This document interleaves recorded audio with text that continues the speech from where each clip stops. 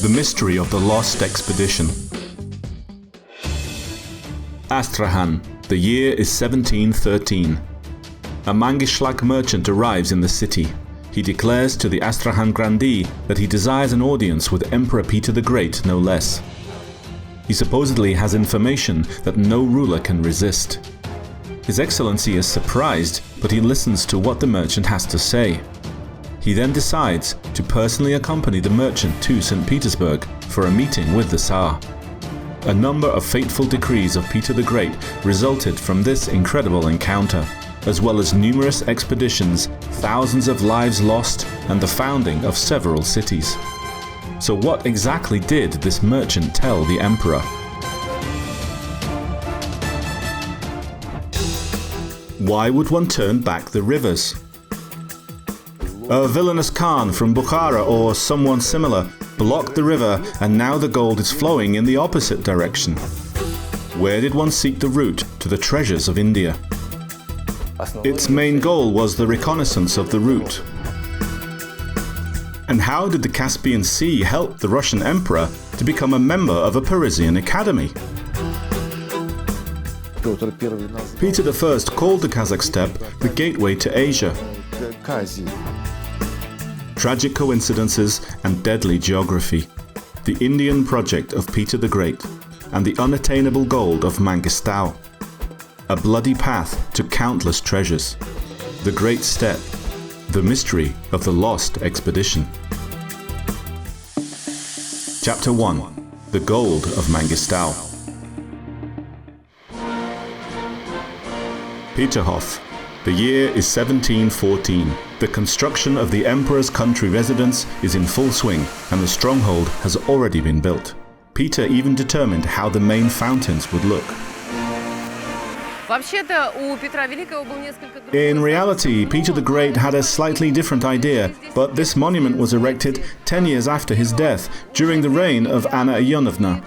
And since the Battle of Poltava, which ended in a Russian victory, took place on the day of St. Samson, Russia is depicted as Samson, and the lion represents Sweden, because the lion is part of the coat of arms of this country.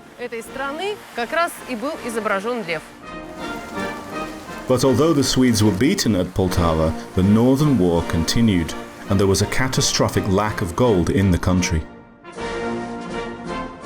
The Tsar received information that somewhere in Central Asia there were gold deposits, gold-bearing rivers. And at this time, that same Mangystau merchant, with a message for the emperor in person. Through his acquaintance, Prince Bekovich Cherkassky, the Astrakhan grandee organized a meeting with the king. It was an absolutely audacious story. He was told that gold could be found on the Sir Darya or the Amu Darya rivers, and that there were bars of gold right in the river, and that these ingots were there for the taking, and that the villainous Khan of Bukhara, or someone similar, had blocked the river, and now the gold flowed in the opposite direction, and it could flow to the Russians. This gold-bearing river now flows into the Aral Sea, the merchant said, and a dam was built somewhere near Bukhara, that is, in Bukharia. Peter the Great became extremely interested in this information. In general, he was always drawn to the east. Peter I called the Kazakh steppes the gateway to Asia. For the first time during the late 17th and early 18th centuries, the Russians began to send military expeditions to this territory. By an amazing coincidence, a message came at the same time from the Siberian governor Gagarin that in Malaya Bukharia, as Xinjiang was called back then, there was a secret city named Irket, where immeasurable gold could be found. This city was likely Yarkand, which belonged to the Dzungars at that time. The Khiva ambassador then confirmed that gold was said to be found in the Amu Darya, and asked Peter I to build a fortress on the Caspian Sea in order to defend it from the Dzungar Khan. Bukharia and Bukhara apparently seemed to the emperor to be one and the same. However, the Ustyurt Plateau was at that time called the Irkutsk Mountains, named after the city of Irkut. Peter at one time looked at these territories rather one-sidedly. He had something of a narrow perspective. And then Peter ordered that the hidden city be found and that the gold-bearing river be turned back, or, more precisely, restored to its original course. Either way, Peter gave instructions that this place be found and that the river be divided so that it would flow correctly. That is to say, quite an audacious, fantastical scheme. However, as it later transpired, these fantasies contained a number of grains of truth. So it was that in May 1714, the expedition of Lieutenant Colonel Buchholz set out to look for the sandy gold on the Irtysh, and in June, the Kabylian prince Alexander Bekovich Cherkassky, who was fluent in the Turkic dialects and whose real name was Devlet Girey Murza, set off in the direction of the Caspian Sea. By that time, however, the government had already changed in Khiva. A new Khan was on the throne, and it seems that there was no longer anyone to build a fortress against. The expedition was equipped, nevertheless. You are sent to Khiva with compliments to the Khanate, and from there on to Bukhara, there to found some trade. But the real business is to learn of the city of Irkut, how far it is from the Caspian Sea, and if there are any rivers that flow from there. Peter the Great. Alexander Pushkin intended to write a novel about the prince's incredible adventures and his tragic fate, but never found the time. But it was repeatedly mentioned in an unfinished work dedicated to Peter the Great. This may be because the circumstances surrounding the life of Pushkin's ancestor are in many ways similar to those of Bekovich Cherkassky.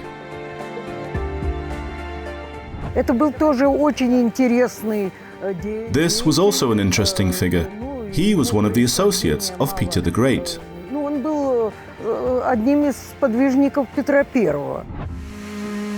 He was not merely an associate. He was a descendant of a noble family, kidnapped in childhood, the godson of Peter the Great. He was also sent to study in Europe, and before that he was brought up in the noble family of Golitsyn, the sovereign's mentor. And with the assistance of the emperor again, Cherkassky married Golitsyn's daughter. Embarking upon a routine campaign, the prince still had no inkling of the tragic events that awaited both him and his family. How did the first expeditions end? Where did the prince go? And did he find the gold? Chapter 2: Secret Missions. Prince Cherkassky has been sent to Astrakhan and to the Caspian Sea for some necessary business, which he himself will reveal. Give him 1,500 soldiers and 5,000 rubles to fulfill without delay all the requirements of this prince, Peter I. In addition, the order was given that mining experts accompany them so that they could understand the business of gold. The officials were ordered not to stand in Cherkassky's way and to take with them about 1,500 Yaik Cossacks. They started out in a training camp in Astrakhan, but the winter of 1714 set in early, and the prince did not even manage to reach Guriev, present-day Atirau. Разыгрался сильный шторм, и часть судов. A powerful storm broke out, and some of the ships were simply wrecked in the sea or run aground, and so he returned to Astrakhan. In the spring of the following year, he hit the road again. The fleet entered the Caspian Sea. The objectives of the journey were primarily to explore. For both Russia and Europe at that time, the Caspian was not a well-known sea, and the maps were very approximate, to put it mildly. Before Peter, the Caspian was marked on the maps according to information collected in Africa over 1,500 years previously, namely according to Ptolemy of Alexandria, Karl Bayer, one of the founders of the Russian Geographical Society. Therefore, it is impossible to overestimate the impact of Prince Cherkassky's expeditions. He was the first of the European explorers to sail along the entire eastern coast of the Caspian. Today it is mainly the territory of Mangystau. He prepared a map of the routes that he had covered, which was a map of the Central Asian regions. During this research, he actually discovered an old dry riverbed, which is believed to have been a tributary of the Amu Darya. I got to the place where the Amu Darya river flowed into the Caspian Sea. 4 days' drive from Khiva. Water no longer flows there because the river has been blocked by a dam. From that dam, the river is forced to flow into the lake, which is called the Aral Sea. Alexander Bekovich Cherkassky. At some point in time, the Amu Darya had disappeared due to a number of specific factors, including anthropogenic ones. Among the anthropogenic factors, Cherkassky also highlights the dam, which he did not see for himself, however. By October of that same year, the prince sent a report to the emperor.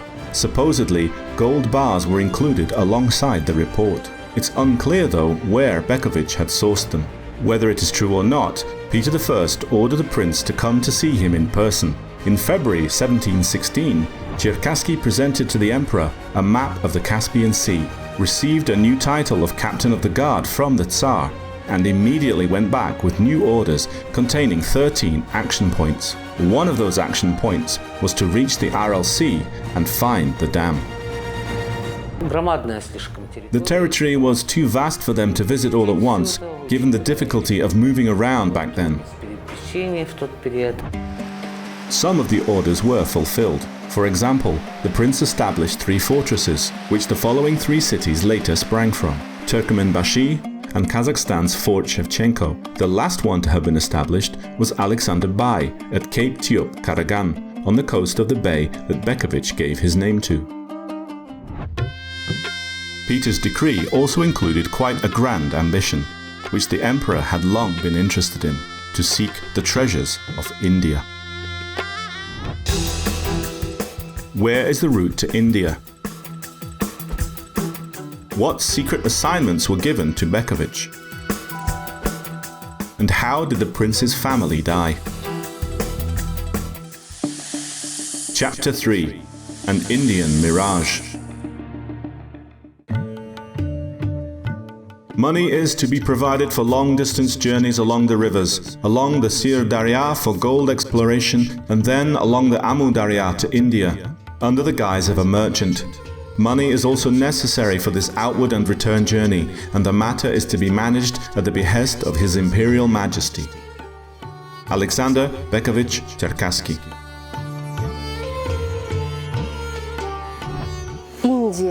Unpredictable, aromatic, mystical, wealthy and fabulous, India has always attracted conquerors, merchants and adventurers. Peter the Great had an adventurous spirit, as did the chicks in his nest, as his entourage were referred to.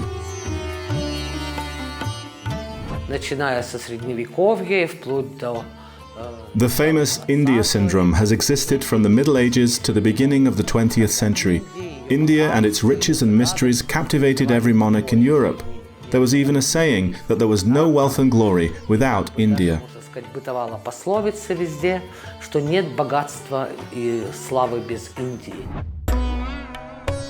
Even Peter's father, Alexis of Russia, had tried to pave the way by equipping expeditions to India. And Peter himself had already sent an envoy to the great Mughal of India. All these excursions were fruitless. This is largely due to the trade interests of the empire, and when Peter the Great sends Cherkassky to Khiva on an expedition, the strategic goal is to find a route to India. At that time, it was widely believed that a route to India could be found along the Amu Darya. Thus, the task for Bekovich seemed straightforward. He had to find the old riverbed, destroy the dam built by the malevolent Khan, and at the same time learn of the spices, gemstones, and exotic beasts of India. Furthermore, En route, he was to search for gold on the Sir by gaining access to the hidden city of Irket. Forging alliances with all the local rulers would also be beneficial. Cherkassky's expedition was a multifaceted one in terms of its activities. The prince was expected to dispatch a commercial caravan to India. However, the main goal of the expedition was to explore the route itself. Cherkassky sent Mirza Kutlu Mohammed Tevkelev, disguised as a merchant, to explore the route to India via Persia. Tevkelev was a reliable man, a Muslim, and a personal translator of Peter the Great. A delegation was sent headed by Tevkelev, an interpreter. As a man of the Orient, a Tatar in the Russian service, he spoke several languages and was under orders to investigate matters thoroughly. At the same time, the Russian emperor ordered the Khiva ambassador in St. Petersburg to go to India and return with exotic birds and animals. Yet, once again, none of these campaigns were successful. India seemed to be a cursed business. A storm brought Tevkelev to the Persian city of Istarabad, where he was imprisoned and, following the death of Bekovich and by the diligence of our ambassador to Persia, was later released before returning to Astrakhan, his plans having failed. Alexander Pushkin. Meanwhile, Bekovich Cherkassky, himself from Guryev, modern-day Atirau, went to look for the dam and to negotiate with the Khan of Khiva. In 1716, Bekovich Cherkassky went to Khiva through the lands of Mangystau, but his campaign ended in failure.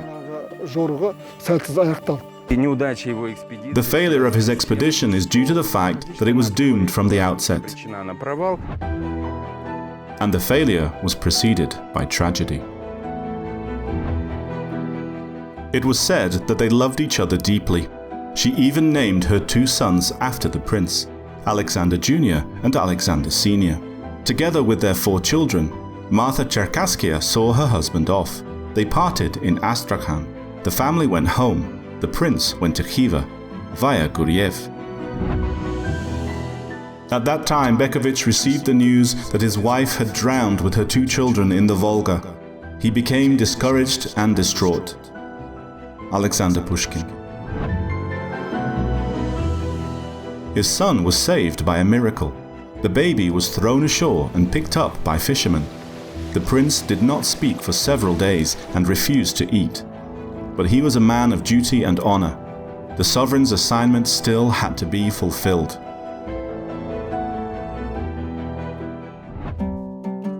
In the summer of 1717, the detachment trekked along the old caravan route to meet its fate, the Ustyurt Plateau in 50 degrees of heat.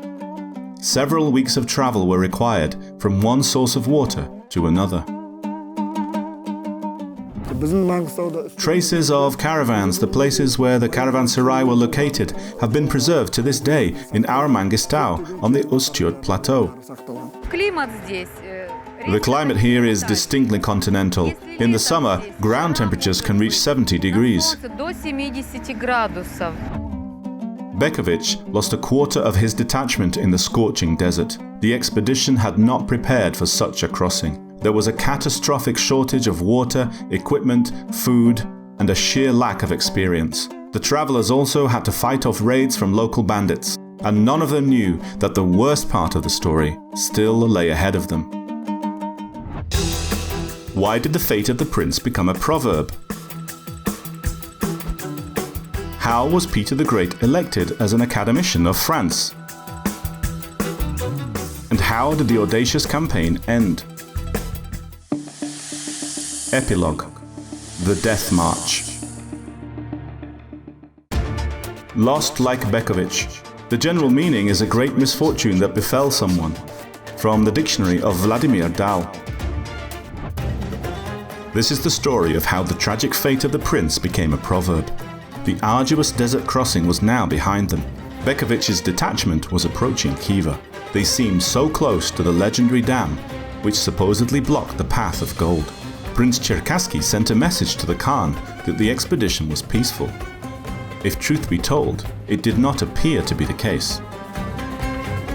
Я считаю, кстати, вот большой ошибкой. I think Bekovich made a huge mistake in amassing a huge army while carrying out the imperial decree. There were 2,500 men armed with cannons. Вооруженных пушками и так далее. And then there was the intrigue of he who seemed to be an ally of Peter the Great, the Kalmyk Khan. The Khan asked Bekovich for military assistance, but the prince, whose relatives, the Kabardians, had fought with the Kalmyks, refused, saying that he did not have the emperor's authorization. The Kalmyk guides then fled from Bekovich and informed the Kievan ruler that the prince himself wanted to take his throne. Khiva perceived this as a military threat, although Bekovich had no strategic military goals. He was surrounded by 24,000 soldiers under the command of the Khan of Khiva. Their unsuccessful attacks continued for 3 days. Bekovich withstood it all. Alexander Pushkin. The Khan then decided to act with cunning. He agreed to peace negotiations, swore on the Quran that he would not harm anyone, but did not let the soldiers into the city, on the pretext that he would not be able to feed them all. He advised the detachment to camp in 5 local villages, and then, at nightfall, everyone was cut down. Bekovich himself was hacked to death, his skin was flayed, and his body was stuffed like an animal. Cherkassky's expedition was defeated. The Khiva Khan sent the head of the unfortunate Bekovich to the Bukhara Khan, boasting that he had delivered himself and his neighbor from a dangerous enemy. The Bukhara Khan expressed his indignation and called him a cannibal, which pleased Peter, who decided to use the Bukhara Khan to resume his enterprise. Alexander Pushkin. At around the same time that Bekovich was killed on the order of the Khan of Khiva, Peter the Great arrived for the first time in Paris, the city of his dreams. The Louvre was a royal residence. There are several assumptions about what the word Louvre means. Perhaps a watchtower or a fortress wall, and perhaps the most popular version is that it means the lair of the wolf. The French wanted to accommodate the Russian king here, but he refused and preferred more modest housing. He was interested in many things, but first and foremost he agreed to an exchange of scientific knowledge with the Academy of Paris. This is the positive side of the emperor's activities. In this respect, he was an excellent researcher.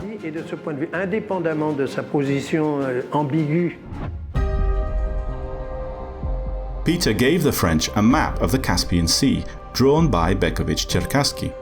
The French were overjoyed with the Tsar's gift and made the emperor a member of the Academy. But this map was barely used within Russia itself. Following his death, envious people began to denigrate Bekovich by saying that he got nothing right. Many years later, the forgotten map was found, and it turned out to be a work of great diligence. The dam, of course, did not exist, but there really was gold in the Amu Darya and Sir Darya, just in another part of the rivers. After the Bekovich failure, Kazakhstan and the Kazakh steppe began to be spoken of as a gateway to the riches of the region. Wealth was seen in the broader sense of this word and wasn't limited only to gold. All this, of course, was observed with alarm in the Kazakh steppe. Peter I continued to nurture his ideas for an eastern campaign, including to India, and in mid-June 1722 he arrived in Astrakhan. The celebrated phrase is that when Peter spoke of the Kyrgyz-Kazakh horde, he said that they were the key and the gateway to everything. This phrase is quoted by Tevkelev in his memoirs. Moreover, he says that Peter allegedly once said this whilst looking out from the coast of the Caspian Sea. Thoughts of gold-bearing rivers and other treasures never left Peter the Great. So the imperial hunt for innumerable earthly riches continued, albeit without Bekovich. Legend has it that on his deathbed, Peter regretted 2 things: that he did not avenge Turkey for the failure on the river Prut, and he did not avenge Khiva for the murder of Berkovich. Alexander Pushkin.